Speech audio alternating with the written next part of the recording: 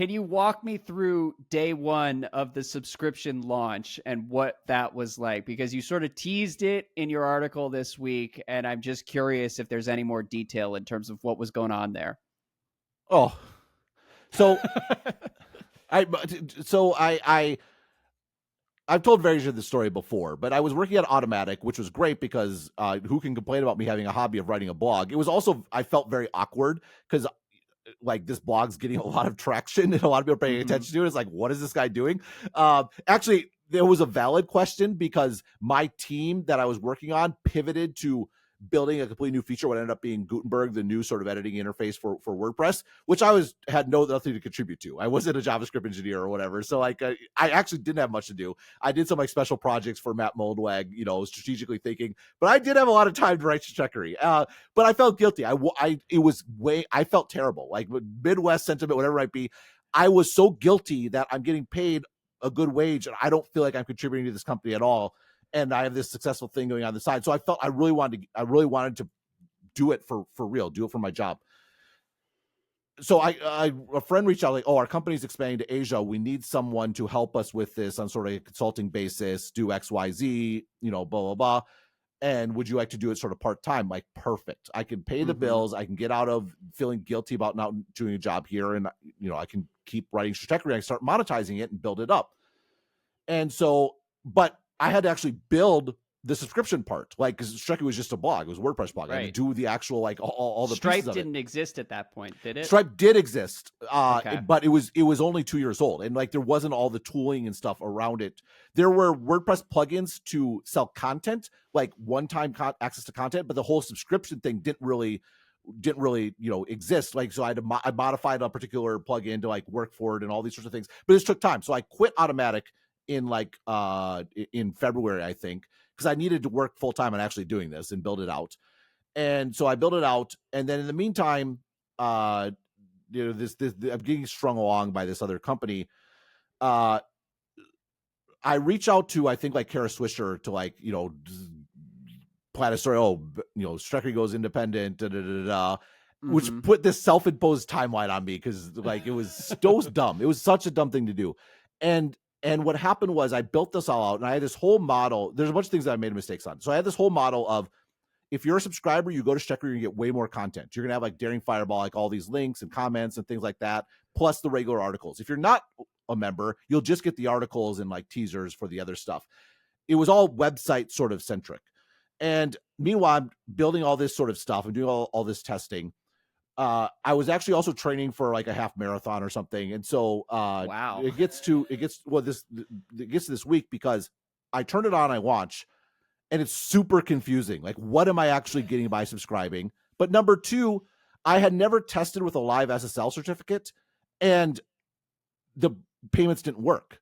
Like, I can't remember exactly what I had wrong, but it was some SSL certificate related. And I'm trying to fix it for like 24 hours straight. People, the story runs in all things D or whatever it is, or digital, whatever it was. And there's all these sorts, and I'm talking about it. I quit my job, and people literally cannot sign up. I'm stressed out 10 years later, sitting here hearing the story. So I finally get it to work.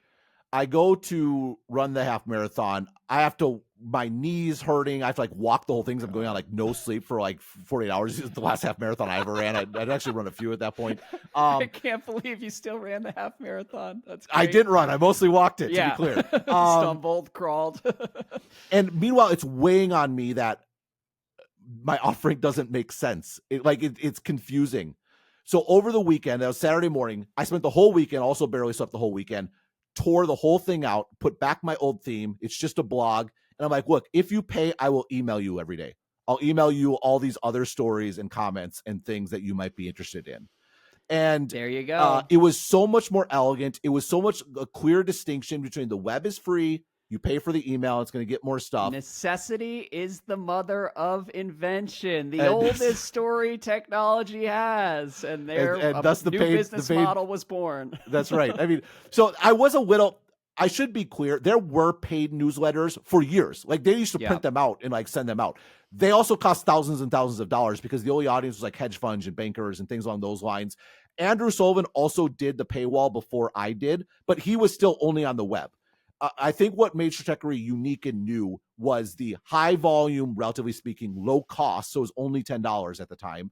And then also you would get it via email like that. And that was sort of like what was the unique combo that was new. And then obviously Substack copied which I'm happy about, to be clear. Right. And now we have this independent creator economy that, keeps the web diverse and interesting and vibrant. Yeah. I mean, it was, like I said, it was stressful. Like I had a 1 day goal, 1 week goal, 1 month goal, failed to reach all of them. The other bit of this story, I think I told before, is 6 months later, or is November. So it's 7 months later, or something like that. I reached 1,000 subscribers, which was my 1 year goal. 1,000 subscribers at $100 a piece, $100,000 a year, like the 1,000 true fans sort of idea. And I just put a little note saying, hey, saying I got 1,000 subscribers, the model works, because no one thought the model worked. I got a lot of, if you want an anti-VC story, heard from a lot saying, Ben, love you. This is nuts. People are not going to pay for it. And believe me, the amount of people who listen to my basketball podcasts and are like, you guys still do that? Like, is anyone possibly paying to listen to that podcast? Thousands of people. A lot of people have. Yeah. But so what I said was, model work. The next day, this is the only step change in Stratechery subscribers I had. I got 250 new subscribers, a 25% increase in 24 hours. Wow. What that was my modeling of my audience was actually correct. I was basing it off of people who visited the homepage of Stratechery on days I didn't post. To me, those were people who wanted more. They kept going to Stratechery hoping I posted that day, and they were leaving disappointed that I hadn't. And instead of having dropping a paywall and making people mad that I'm taking stuff away, I wanted to have, I'm going to give you more. If you want more, you can pay for it. I'll give you more. And it's a very positive sort of relationship with them sort of paying.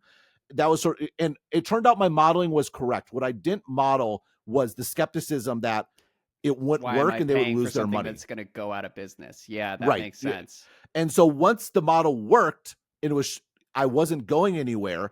Then all those people that I was correct wanted the subscription, then subscribed, and then there was never another step change other than that. Just sort of slow gradual growth.